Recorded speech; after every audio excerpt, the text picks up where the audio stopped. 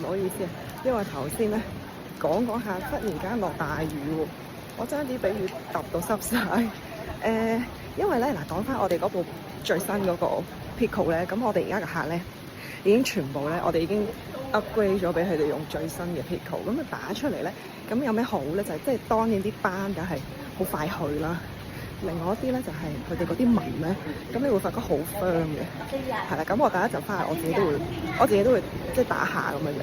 咁啊，其實 keep 住打 Pico 咧，我覺得係個膚質係好唔一樣，同埋係好 firm 啦。咁同埋啲色素又唔會話即係唔會話起咁多斑啊，咁容易有啲色素咁啊，長期都 keep 住白白淨啦。咁啊即係嚟緊夏天咧，就會好多我嘅學生，咁佢自己本身都係做緊美容嘅，咁啊好多人。佢啲客咧係打 Pico 喎，咁所以佢哋都特登過嚟上堂，咁上一啲叫做高級嘅課程，唔係上基本喎，係上高級嘅課程。